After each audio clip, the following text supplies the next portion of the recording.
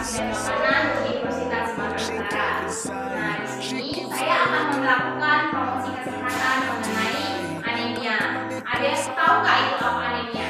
Enggak. Nah, anemia merupakan salah satu keadaan di mana hemoglobin atau sel darah merah di dalam tubuh ini itu kadarnya di bawah normal. Kadar normal sel darah merah di dalam tubuh kita remaja itu sebesar 12 gram per desiliter. Nah, kalau misalnya di dalam tubuh itu kadar sel darah merahnya itu sebesar 11,0 sampai 11,9, itu bisa dibilang dia terkena anemia ringan. Nah, kalau misalnya dia sebesar 8,0 sampai 10,9 gram per desiliter itu bisa dibilang dia terkena anemia sedang. Kalau misalnya dia di bawah 8,0 gram per desiliter, itu bisa dibilang dia anemia berat. Nah, anemia banyak sekali terjadi di kalangan masyarakat. Tapi sebenarnya anemia itu bisa dibilang lebih condong terjadi ke perempuan daripada laki-laki. Nah, menurut penelusuran itu perempuan di Indonesia itu terkena anemia itu sebesar 27,2%, sedangkan kalau laki-lakinya hanya 20,3%, mana lebih besar? Yang perempuan. Kenapa perempuan lebih besar? Nanti kita jelaskan. Anemia itu ada 3 jenis. Ada berapa jenis? 3. Yang pertama itu dibilang anemia defisiensi besi. Apa? Nah, anemia defisiensi besi itu bisa terjadi karena seseorang itu kekurangan zat besi. Nah, jenis anemia yang kedua itu adalah anemia apalistik. Apa? Apalistik. Nah, anemia ini dia di dalam tubuh itu ada sel yang memproduksi sel darah merah. Nah, anemia ini terjadi karena sel tersebut dia tidak bisa dibilang dia tidak bagus memproduksi sel darah merah. Makanya anemia apalistik ini terjadi. Nah, yang ketiga itu adalah anemia hemolytik. Apa? Ya, hemolytik. Nah, anemia ini terjadi karena sel darah merah di dalam tubuh kita itu hancur. Untuk masanya dia udah hancur. Jadi kita bisa kekurangan zat besi. Nah, itulah penyebab terjadinya anemia yang ketiga. Ada tanda-tanda kita mengenali seseorang itu dia terkena anemia atau enggak. Itu bisa kita lihat dengan 5L. Berapa L? 5L. Yang pertama itu letih, yang kedua lesu, yang ketiga itu ada lemas, yang keempat itu ada mulai, dan yang kelima ada lelah. Apa aja yang pertama? Letih, satu lagi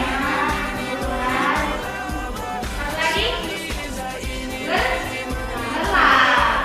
Nah, selain itu ada juga gejala-gejala anemia.